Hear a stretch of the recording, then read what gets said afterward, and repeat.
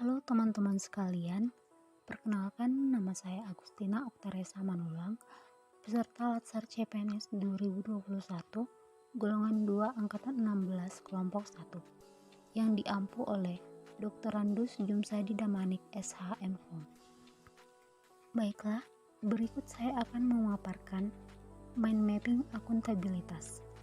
Akuntabilitas merujuk pada kewajiban setiap individu, kelompok, atau institusi untuk memenuhi tanggung jawab yang menjadi amanahnya, yaitu menjamin terwujudnya nilai-nilai publik. Aspek-aspek akuntabilitas. Yang pertama, akuntabilitas adalah sebuah hubungan. Yang kedua, akuntabilitas berorientasi pada hasil. Yang ketiga, akuntabilitas membutuhkan adanya laporan.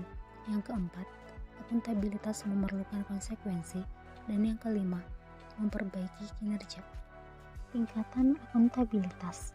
Yang pertama, akuntabilitas personal. Yang kedua, akuntabilitas individu. Yang ketiga, akuntabilitas kelompok. Yang keempat, akuntabilitas organisasi.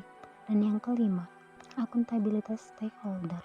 Untuk memenuhi terwujudnya organisasi sektor publik yang akuntabel, maka mekanisme akuntabilitas harus mengandung dimensi. Yang pertama, akuntabilitas kejujuran dan hukum. Yang kedua, akuntabilitas proses. Yang ketiga, akuntabilitas program. Dan yang keempat, akuntabilitas kebijakan. Nilai-nilai akuntabilitas. Yang pertama, kepemimpinan. Memberi contoh kepada orang lain, memiliki komitmen yang tinggi dalam melakukan pekerjaan. Yang kedua, transparansi. Tujuannya mendorong komunikasi dan kerjasama, meningkatkan akuntabilitas dalam keputusan-keputusan, dan meningkatkan kepercayaan dan keyakinan kepada pimpinan. Yang ketiga, integritas, yaitu kesesuaian antara perkataan dan tindakan. Yang keempat, tanggung jawab. Kewajiban dari individu atau lembaga terhadap setiap tindakan yang telah dilakukan. Yang kelima, keadilan, yaitu hal-hal yang berkenaan pada sikap dan tindakan dalam hubungan antar manusia yang berisi sebuah tuntutan agar sesamanya dapat memperlakukan sesuai hak dan kewajibannya.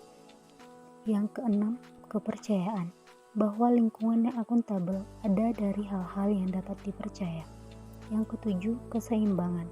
Untuk mencapai akuntabilitas dalam lingkungan kerja, maka diperlukan adanya keseimbangan antara akuntabilitas dan kewenangan, serta harapan dan kapasitas. Yang kedelapan, kejelasan.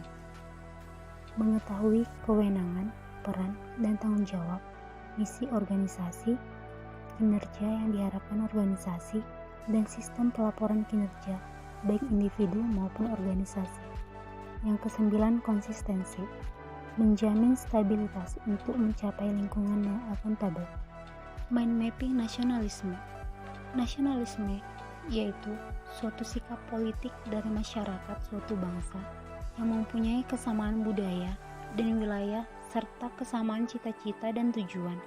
Dengan demikian, masyarakat suatu bangsa tersebut merasakan adanya kesetiaan yang mendalam terhadap bangsa itu sendiri. Nilai-nilai dasar nasionalisme. Yang pertama, nilai ketuhanan. Yang kedua, nilai kemanusiaan.